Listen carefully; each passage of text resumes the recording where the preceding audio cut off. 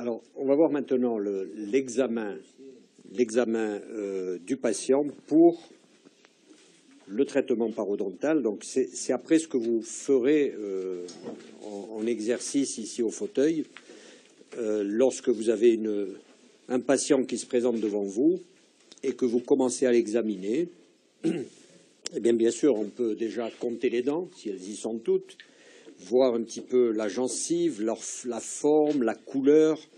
Ensuite, la gencive qui est kératinisée et attachée, la gencive adhérente, la ligne mucogingivale, s'il y a des freins ou pas. Et dans tous les cas, on note tout ça sur son dossier ou sur une fiche particulière. Et s'il y a un aspect inflammatoire comme celui-ci, il faut le noter. Bien sûr, il y a cet examen déjà visuel qui est important. Et on voit très bien la différence entre une bouche comme celle-ci et celle-ci, ne serait-ce qu'au niveau de la gencive kératinisée qui est présente chez cette patiente. Alors,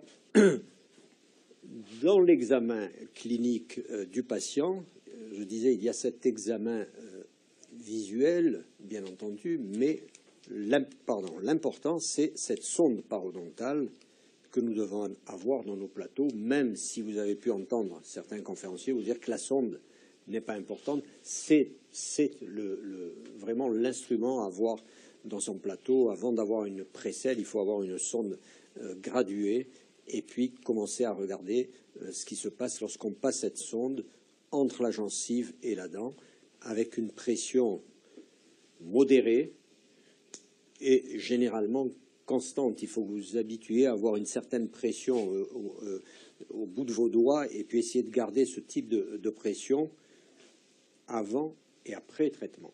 Parce qu'il y en a qui sont toujours plus légers après traitement pour vérifier s'ils ont gagné de la tâche. Donc, c'est important. Il existe d'ailleurs des sondes à pression constante éventuellement si on n'est pas sûr de soi.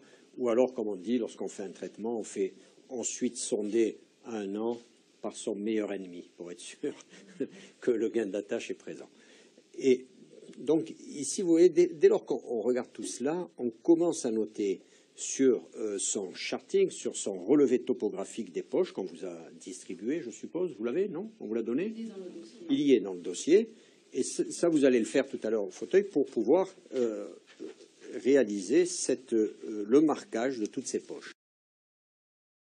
Alors, ça se fait en vestibulaire, ça se fait en palatin, et ça se fait sur plusieurs points. Normalement, vous pouvez avoir mésio-vestibulaire, médian vestibulaire, distal vestibulaire, et pareil en palatin ou en lingual.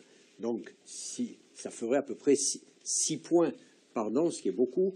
Mais après, il y a quelques normes, et dans les études épidémiologiques, on a limité ce nombre de points et le nombre de dents à sonder pour pouvoir avoir une image globale d'une bouche.